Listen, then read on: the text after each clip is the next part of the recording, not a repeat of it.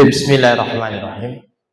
Assalamualaikum warahmatullahi wabarakatuh. Innal hamdalillah nahmaduhu wa nasta'inuhu wa nastaghfiruh wa natubu ilaih wa na'udzu billahi min shururi anfusina wa min sayyiati a'malina. May yahdihillahu fala mudilla lahu wa may yudlil fala hadiya lahu. أشهد أن لا إله إلا الله وحده لا شريك له وأشهد أن محمدا عبده ورسوله لا نبي ولا رسول بعده. قال الله تعالى في كتابه العزيز أعوذ بالله من الشيطان الرجيم يرفع الله الذين آمنوا منكم والذين أوتوا العلم درجات وقال يا أيها الذين آمنوا اتقوا الله حق تقاته ولا تموتن إلا وأنتم مسلمون.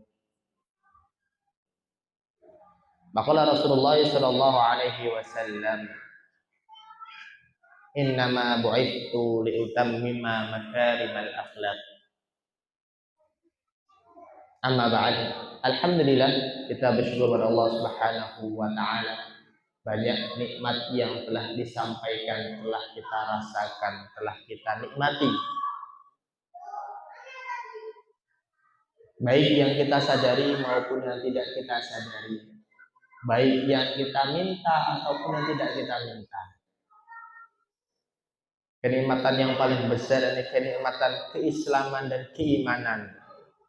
Karena itulah sebesar-besar nikmat yang Allah berikan. Karena hidayah tidak diberikan kepada sembarangan orang.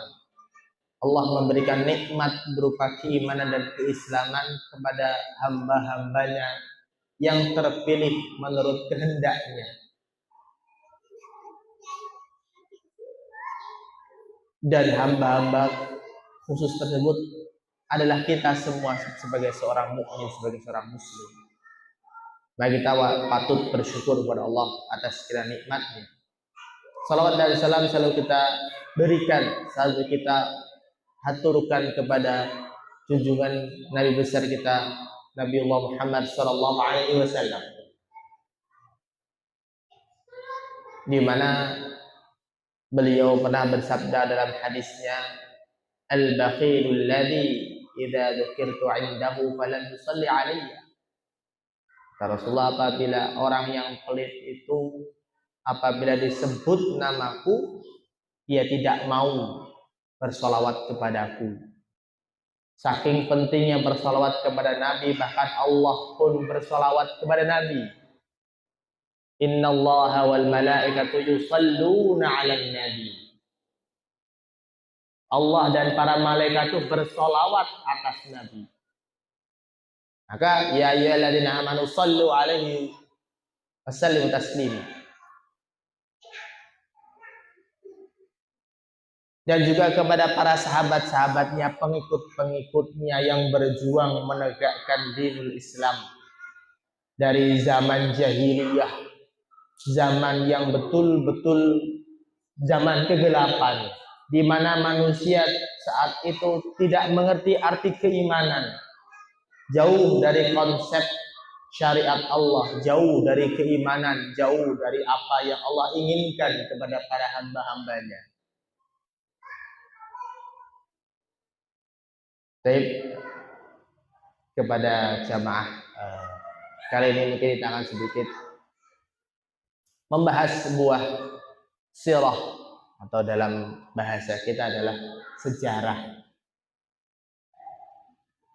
yang dimana sedikit kita akan melihat secara umum bagaimana sejarah ini dianggap sebagian besar oleh kita.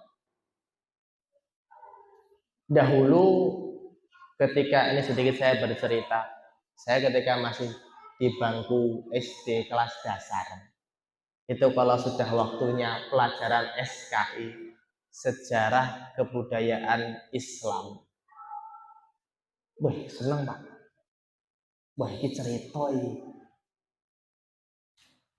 Tapi terkadang ketika tahu sejarah atau pelajaran bersejarah disuruh mengulang tidak tahu. Disuruh mengulang tidak tahu. Padahal orang menganggap sejarah ya sudahlah. Bahkan sebagian dari saat itu kawan-kawan saya tidak dianggap penting sejarah itu. Pelajaran sejarah itu tidak dianggap penting. Masih dianggap sebelah mata.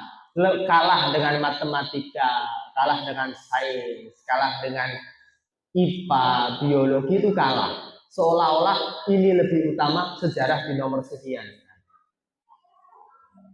Padahal kalau kita mau telusuri Al-Qur'anul Karim 70% adalah kisah sejarah masa lampau. Jenengan kalau pernah baca ayat Al-Quran Al-Baqarah itu isinya cerita masa lampau. Ali Imran cerita masa lampau. Maka Al-Quran itu hampir 70% itu terdiri dari kisah masa lalu umat terdahulu alias sejarah. Maka seharusnya sejarah itu menjadi pelajaran pokok yang harus ditanamkan, diberikan kepada anak-anak kita. Siapa nabimu, bagaimana perjuangan nabimu, bagaimana perjuangan sahabat-sahabat nabimu. Akan menjadi seorang sosok idola. Itu sedikit saja. Pentingnya sejarah. Nah, kita coba akan mengkaji secara umum bagaimana Rasulullah SAW hidup dalam kehidupan beliau.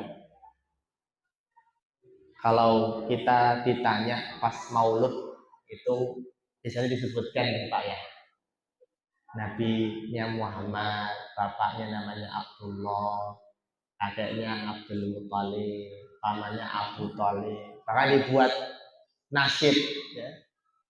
Abdullah nama ayahnya,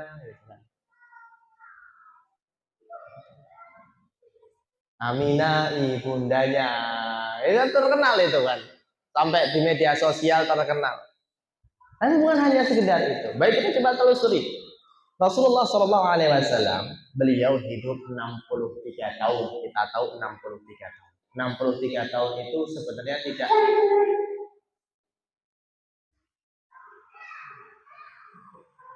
sini turun. Sini.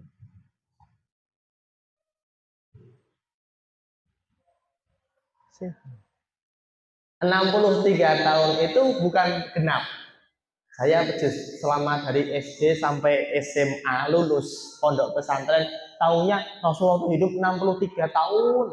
Padahal ternyata bukan 63 tahun, 62 tahun lebih 8 bulan. Maka dalam sejarah para penulis sejarah membulatkan menjadi 63 tahun. Rasulullah hidup 63 tahun. Beliau diangkat menjadi nabi umur 40 Pak. Umur 40 niku nek saya masih 27. Berarti masih 12 tahun lagi, 13 tahun lagi umur 40. 40 tahun nabi atau seorang laki-laki yang bernama Muhammad bin Abdullah diangkat menjadi rasul penutup para nabi. Yang dimana kebanyakan di zaman sekarang umur 40 tahun itu apa Pak? Wes wayahe pensiun. Wes wayahe mikir rumah. Dah wayahnya leren. Mungkin sudah sakit-sakitan, asam lambung, asam urat. Ya tidak mungkin di zaman sekarang wajar. Tapi di umur 40 saat Rasulullah hidup, beliau malah diberikan amanah yang luar biasa besarnya. Jadi menjadi Rasul, pembawa berita, yakni berupa berita ancaman bagi orang-orang yang menolak dakwahnya dan pemberi kabar gembira. 40 tahun. Berarti dari 63 tahun dikurangi 40 tahun Nabi menjabat menjadi Rasul itu kurang lebih 23 tahun. Gitu nggih. 63 kurangi 40 tahun kan berarti 23 tahun. Berarti Nabi itu dia menjabat, diangkat menjadi Rasul 23 tahun. Kita bandingkan dengan Nabi yang lain. Nabi Adam alaihissalam, beliau hidup sekitar kurang lebih 300 tahun. Nabi Adam. Nabi Nuh alaihissalam itu hidup sampai 950 tahun. Dan dalam sirahnya Nabi Nuh diangkat menjadi Nabi saat umur 300 tahun. Zaman dulu 300 tahun ini masih muda. Saat ini wis renek. Udah gak ada.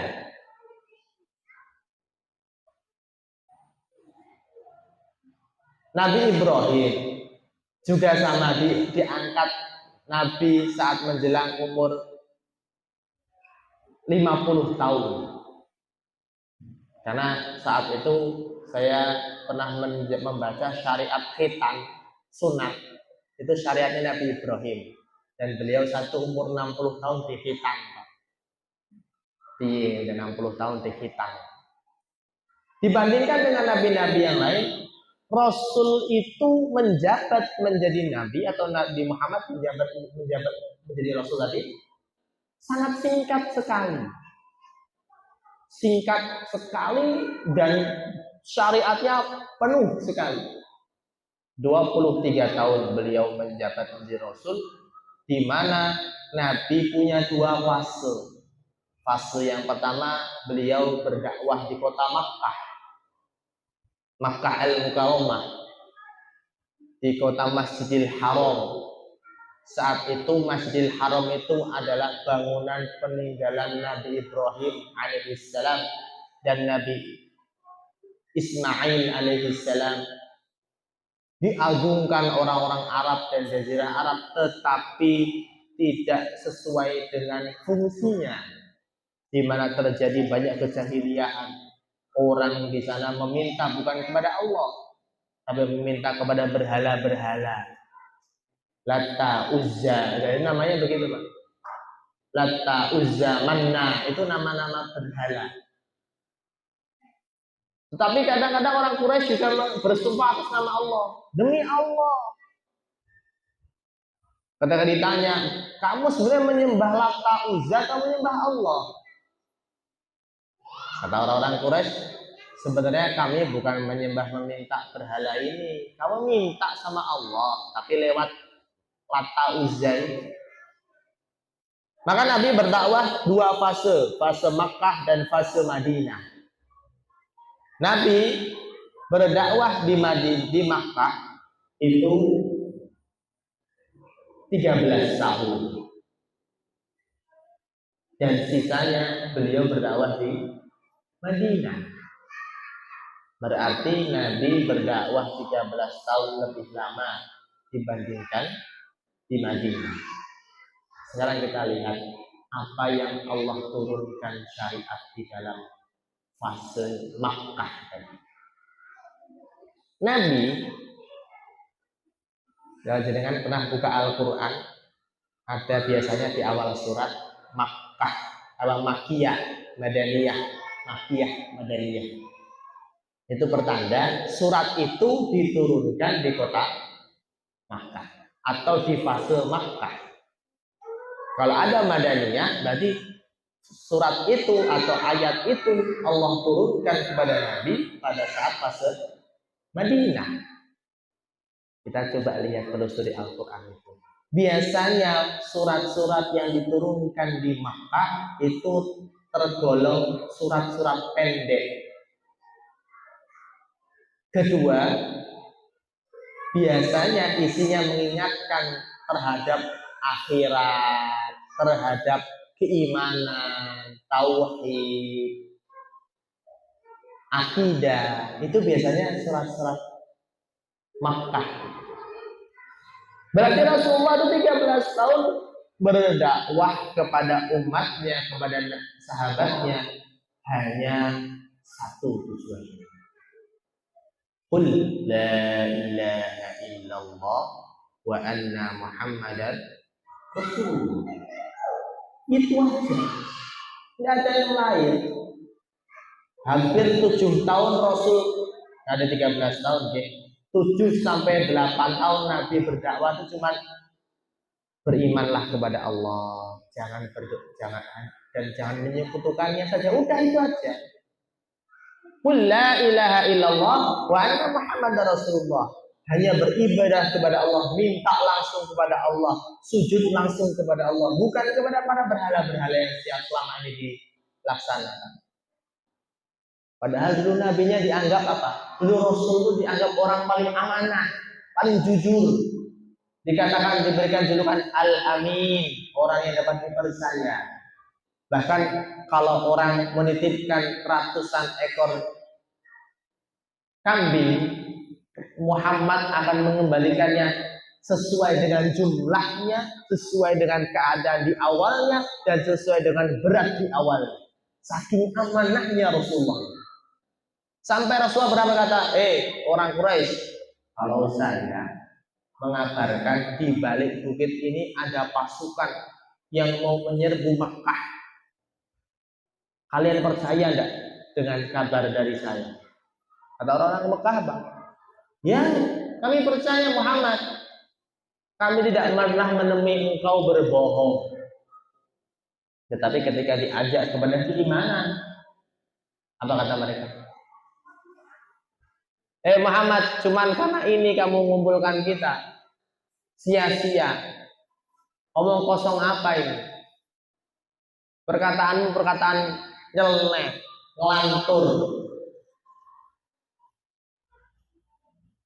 Padahal orang tadi dianggap orang paling amanah, orang paling jujur, orang paling dapat dipercaya. Maka Rasulullah itu memupuk akidah dari seorang sahabat itu lama, Pak. 13 tahun. Kalau panjenengan tahu, syariat sholat 5 waktu itu turunnya di tahun ke-10.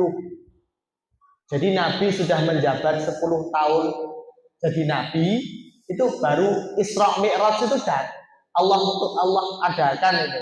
Saat itu Rasulullah sedang bersedih, pamannya meninggal dunia, Khadijah istri yang tercinta beliau meninggal dunia di tahun yang sama. Pamannya meninggal dalam keadaan kafir, Khadijah istrinya yang saat itu betul-betul mensuplai, mensupport, mendanai dakwahnya beliau meninggal. Pamannya melindungi Rasulullah dari kejahatan orang Quraisy dan Khadijah mensupport dana kepada Rasulullah. 2 orang pilar pendukung utama Rasul ini meninggal. Dan Rasulullah bersedih atas kehilangan 2 orang yang dicintainya. Maka Allah menghibur nabinya dengan cara Isra Mi'raj. Inilah syariat, baru ada syariat sholat. Bayangkan kita. Bahkan ada sebuah hadis, man qala la ilaha illallah wa anna Muhammadar Rasulullah dakhala al-jannah. Kata Rasulullah, barang siapa yang bersaksi bahwa tiada Rabb yang berhak disembah melainkan Allah dan aku, kata Rasul, adalah utusannya, maka jaminannya surga. Enak, Pak? Kita bersaksi itu jaminannya surga. Karena dikatakan semua umat Rasulullah mendapatkan syafaatnya Rasulullah. Apabila di dalam hatinya masih terdapat keimanan dan tidak tercampuri kesyirikan. Enak apa? Enak. Kita menjadi seorang muslim aja yang betul-betul muslim, menghindari sebuah amalan kesyirikan, tetap akan dimasukkan Allah dalam surga.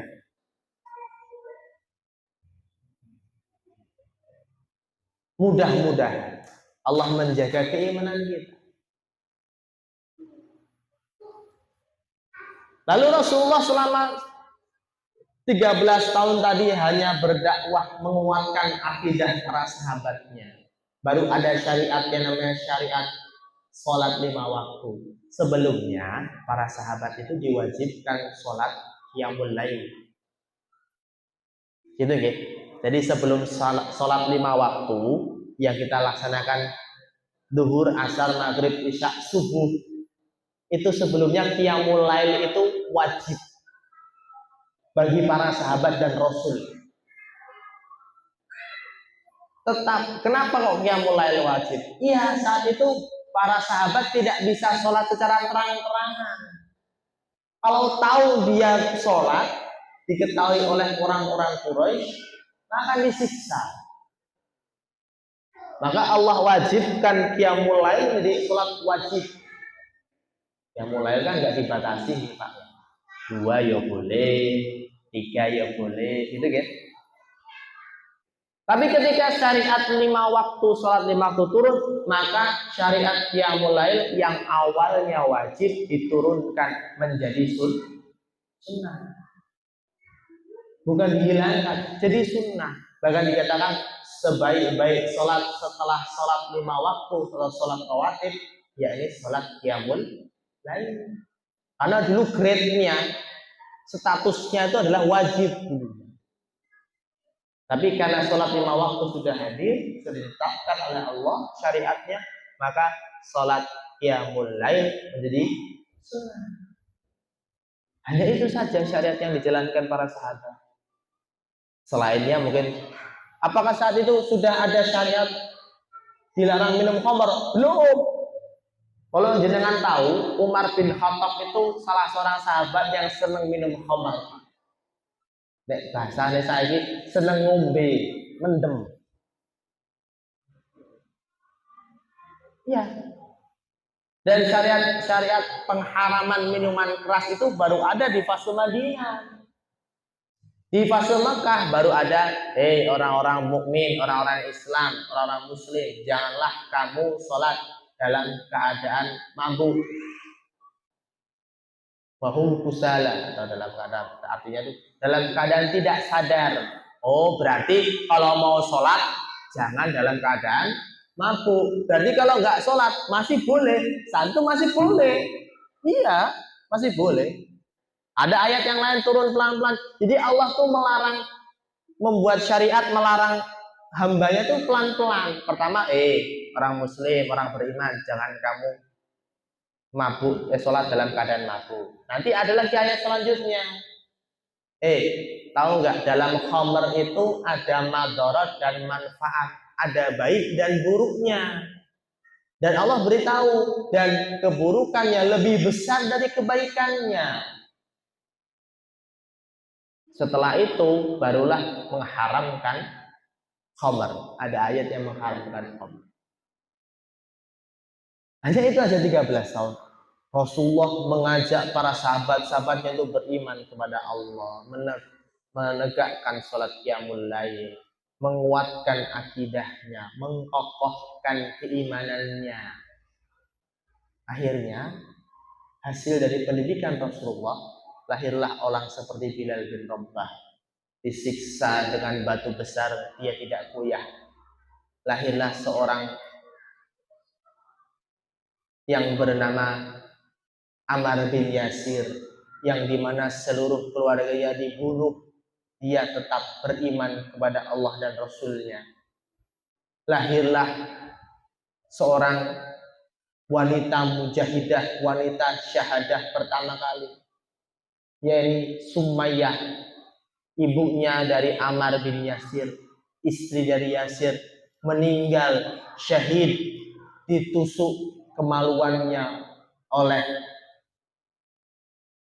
tuannya karena keimanannya. Lahirlah seorang Hamzah, yang dimana orang tersebut orang yang paling ditakuti di Mekah. Hamzah bin Abdul Muthalib itu paman Nabi. Jadi paman Nabi itu ada banyak, kurang lebih ada 10 orang paman Nabi itu. Dan bapaknya anak Rasul itu namanya Abdullah, itu anak terakhir. Anak terakhir. Dari sekian 10 orang paman, 9 orang paman Nabi yang masuk Islam, beriman kepada Nabi, hanya dua, Abbas dan Hamzah. Hamzah ini salah seorang nabi yang dituakan, kurang kuat, pintar berburu, pintar berkuda, pintar bergulat, dan orang cerdas. Saat itu Hamzah itu dianggap orang terkuat di Mekah dan satu-satunya orang yang dapat menantang atau menyamai kekuatan Hamzah satu orang, Umar bin Khattab radhiyallahu anhu. Umar bin Khattab. Nah, ketika Hamzah masuk Islam, saat itu masih masa Mekah, Pak. Rasulullah pernah dihina-hina oleh Abu Jahal, Abu Lahab. Abu Jahal itu paman Nabi loh. Namanya dulu bukan Abu Jahal, Abu Hakam namanya. Kenapa Abu Hakam? Hakam artinya bijak. Tadi bapak kebijakan. Dia orang paling bijak. Tapi diberikan julukan oleh Rasul jadi Abu Jahal, bapak kebodohan. Kenapa? Karena diberi peringatan, diberi dakwah Islam, tidak mau menerima. Julukannya di Abu Jahal. Abu Jahal dan antek-anteknya saat itu menghina Nabi dalam keadaan hina-hina, dihina dengan penuh kata-kata kotor, kata-kata hina. Sampai orang sekitarnya yang melihat itu, mendengar itu, walaupun dia kafir, tapi nggak tega. Ya nek ngono kuwi mesake to, mudeng nek Muhammad kuwi sesat. Tapi yo coba ejek-ejek ngono kuwi. Iki yo pakdene yo. Mosok pakde karo ponakane jek ngejek ngono kuwi. Bahasanya begitu kalau kita ya. Akhirnya dari hinaan tersebut Rasulullah pulang. Ada orang yang melihat, dilaporkan ke Hamzah. Hamzah, satu Hamzah sedang habis berburu, pulang berburu. Masih menunggang kuda dengan busur dan panahnya. Hamzah, kamu tahu tidak apa yang dilakukan oleh orang-orang Quraisy kepada ponakanmu? Kata Hamzah, apa yang mereka lakukan kepada ponakanku Muhammad? Karena Rasulullah itu ponakan yang paling dicintai paman-pamannya. Tanya aja tuh sama Abu Jahal. Hamzah datang turun dari kuda, masuk ke perkumpulan di tenda kemah perkumpulan para pemimpin Quraisy, ketemu Abu Jahal, ambil busurnya, Pak, dipukulkan ke mukanya, beberapa kali. Mau dicegah nggak bisa, orang udah takut. Apa yang kau katakan kepada ponakanku? Jangan kau sekali-kali engkau mengatakannya kembali. Sesungguhnya aku sudah beriman kepada agama ponakanku. Tuhannya keponakanku. Aku telah beriman. Nyeplos, Pak. Jadi Hamzah itu masuk Islam itu keceplosan awalnya. Karena marah tadi, ingin melindungi keponakannya, berkata seperti itu. Kaget orang-orang Quraisy tadi yang di dalam perkumpulan tadi. Mau dibalas Hamzah. Tapi kata Abu Jahal, jangan. Kalian tidak akan sanggup melawan Hamzah. Pulang. Aku yang salah. Aku sudah menghina Muhammad dengan penuh hinaan. Pulanglah Hamzah. Sehari dia di rumah, dia tidak tenang atas perkataan dia, betul nggak saya itu beriman kepada Tuhannya Muhammad. Beliau mendatangi Rasulullah dan mengucapkan syahadat di depan keponakan. Maka gempar, wah, wong terkuat semekah ini bisa masuk Islam. Islam mulai kuat. Setelah Islamnya Hamzah, Rasul berdoa, ya Allah, kuatkanlah kami dengan 2 Umar. Salah satu dengan 2 Umar. 2 Umar itu satu Umar bin Khattab, satunya Abu Hakam, Abu Jahal ini tadi, Pak. Jadi sebenarnya Abu Jahal itu sudah didoakan sama Rasul tuh supaya masuk Islam. Tapi Allah berkehendak lain. Yang diberikan hidayah justru Umar bin Khattab.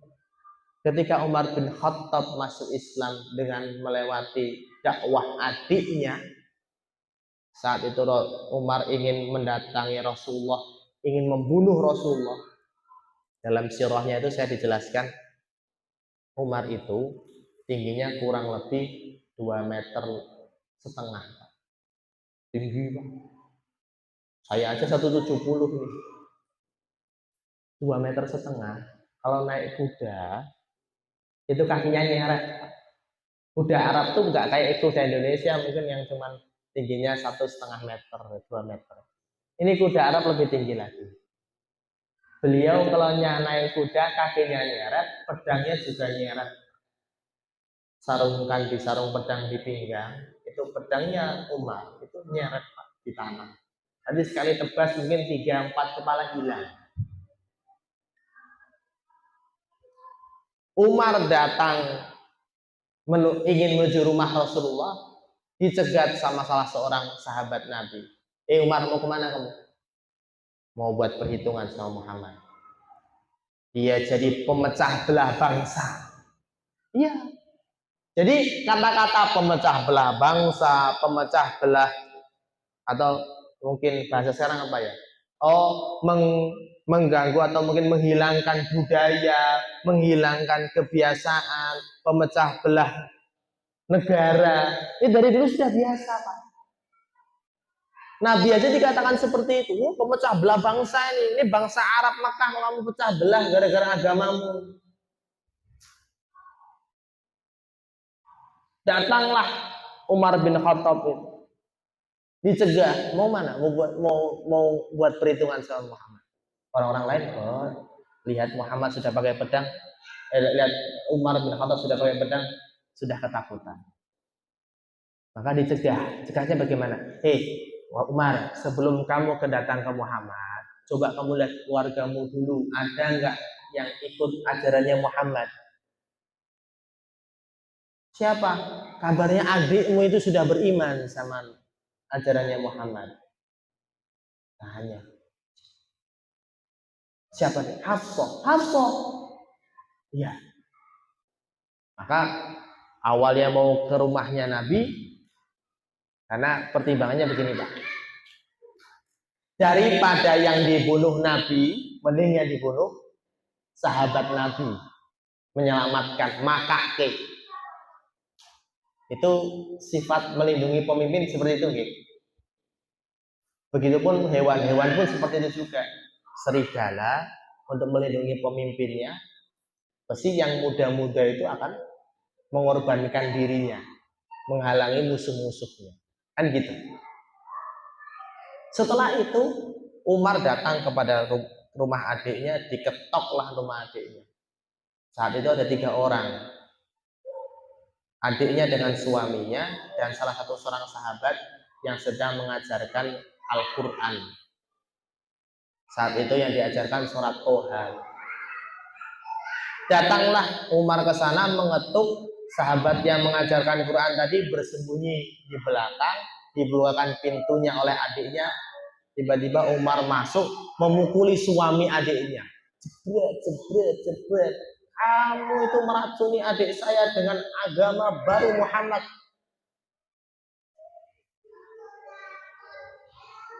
Adiknya marah, mencegah, kena pukulan Umar sampai berdarah wajah. Lalu kata adiknya, karena sama-sama punya sifat keras dan kuat,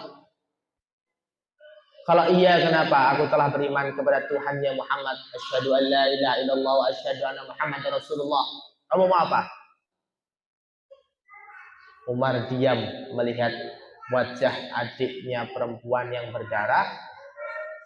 Lalu dia tenang duduk meminta apa yang tadi dibaca, karena terdengar di luar rumah.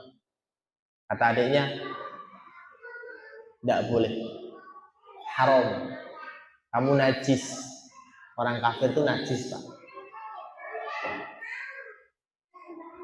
Wudu dulu, mandi dulu. Maka Umar ke belakang, mandi, bersuci, kembali lagi ke depan, terus diberikan bacaan Al-Quran surat Toha itu. Dibacalah surat Toha itu, karena saat itu pada zaman itu yang bisa baca tulis tuh orang-orang tertentu tok, Pak. Nggak semua orang bisa baca tulis. Dianggap orang cerdas dan orang pintar ketika dia bisa baca dan tulis. Rata-rata saat orang itu tidak bisa baca tulis. Hatta Rasulullah SAW dari hidupnya hingga wafatnya beliau tidak bisa baca tulis. Bukan berarti Rasulullah orang bodoh, bukan. Tapi memang Allah takdirkan Nabi kita itu tidak bisa baca tulis. Buat apa? Demi menjaga keaslian Al-Qur'an. Kenapa? Kalau Nabi bisa baca tulis, maka banyak orang-orang musuh-musuh Islam mengatakan, oh wajar, itu wahyu-wahyu atau Al-Quran itu ditulis dengan penuh keindahan. Wah, dia bisa baca tulis, seorang penyair, seorang puitis. Nabi tidak bisa baca tulis. Sampai akhirnya Nabi menyerahkan kepada Ummah Ali bin Abi Thalib sebagai sekretaris pribadinya.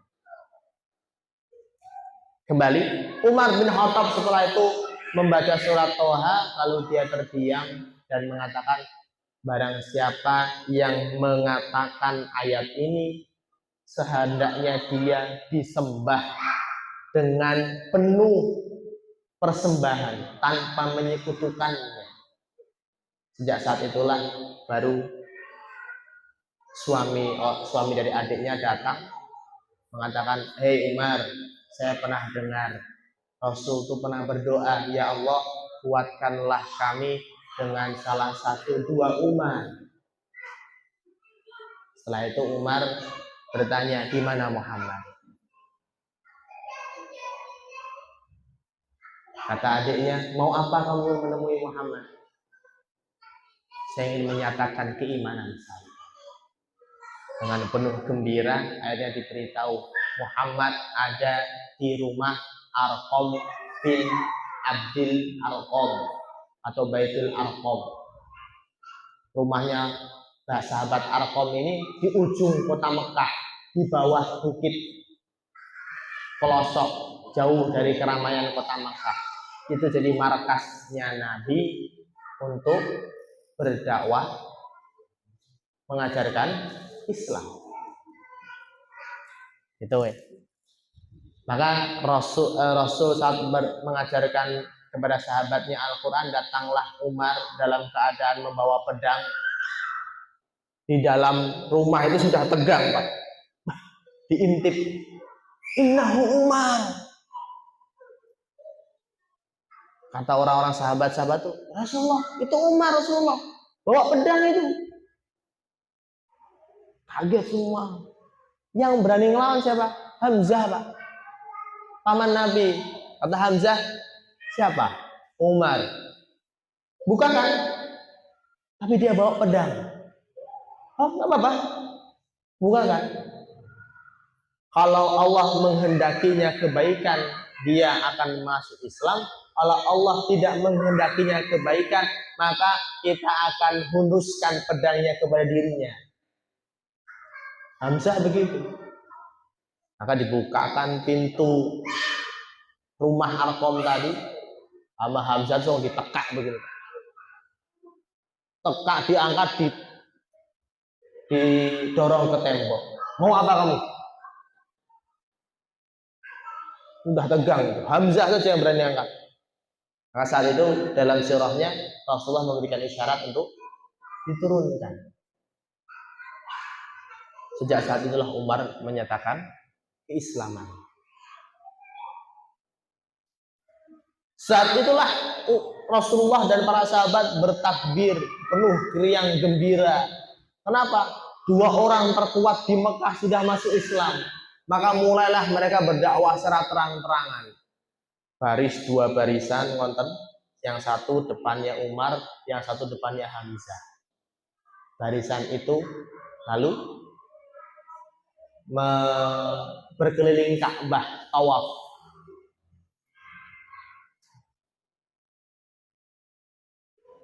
La ilaha illallah Muhammadur Rasulullah, la ilaha illallah Muhammadur Rasulullah. Begitu terus. Orang-orang musuh-musuh Quraisy itu hanya jengkel, memendam dendam. Kenapa? Gak bisa apa-apa. Karena Umar dan Hamzah sudah masuk Islam. Barulah setelah itu syariat-syariat turun ketika sampai di Madinah. Dan akhirnya Rasulullah diwafatkan oleh Allah pada umur 63 tahun. Dan ayat terakhir yang Allah turunkan ada di surat Al-Maidah. Saya lupa ayatnya. Surat Al-Maidah ayat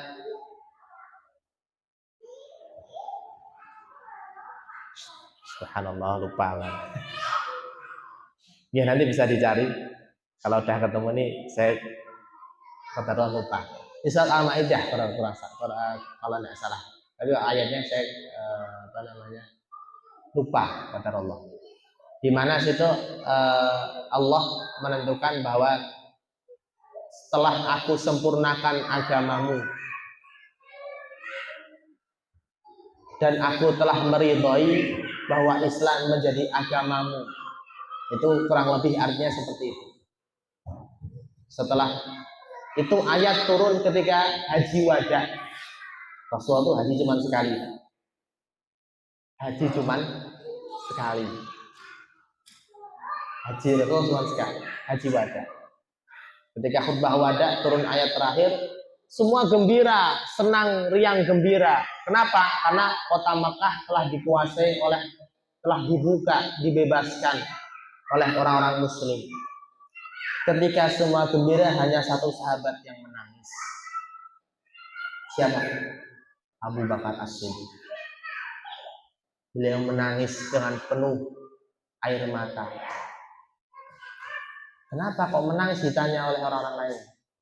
Kamu tidak tahu. Kalau tugasnya Nabi sudah selesai, beri sebentar lagi Rasul akan kembali kepada Allah. Alias kalau tugasnya sudah selesai, waktunya pulang. Barulah saat itu orang-orang sekitar Abu Bakar menyadari bahwa waktu mereka bersama Nabi tidak lama lagi. Begitulah singkat perjuangan Rasulullah. Banyak penuh perintangan. Beliau dianggap orang gila, dianggap orang stres, dianggap penyihir, dianggap tukang santet, dianggap banyak sekali. Jadi kalau kita mendakwahkan Islam belum dianggap orang gila, itu masih ringan, Pak. Ya, kalau kita berdakwah, mengajarkan Al-Quran, mengajarkan hadis, tidak dianggap orang gila, itu belum sampai seperti itu, berarti masih ringan ujian dakwah kita. Kalau kita berdakwah belum sampai diancam, dibunuh, dilempari batu, belum. Maka hikmah yang bisa kita sampaikan, Pak, dari kisah Rasulullah yang kita ulas sedikit. Kalau mau diulas banyak, kita 3 hari 3 malam nggak nyampe, kurang. Yang pertama, kata Rasulullah tuh dakwah sangat singkat, tapi penuh dengan ilmu. Kedua, Rasulullah menanamkan akidah lebih lama, lebih dalam, lebih kuat dibandingkan beliau mengajarkan syariat-syariat yang lain. Maka kuatkan akidah kita, kuatkan keimanan kita, pertebal keimanan kita. Ketika iman kita sudah tebal, syariat apapun yang Allah berikan, maka jawaban kita adalah sami'na wa ata'na.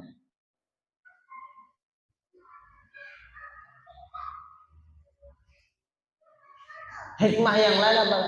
Bahwa sholat itu menjadi sebuah pengikat.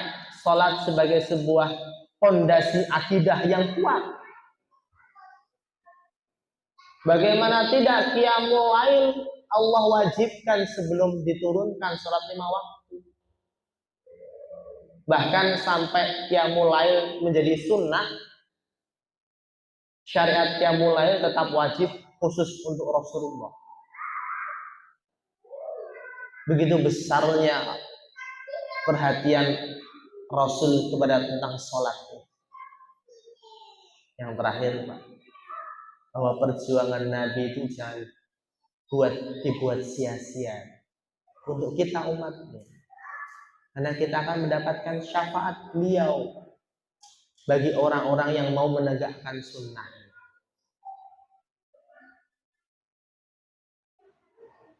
Mudah-mudahan itu yang bisa disampaikan dan menjadi sebuah pelajaran buat kita semua.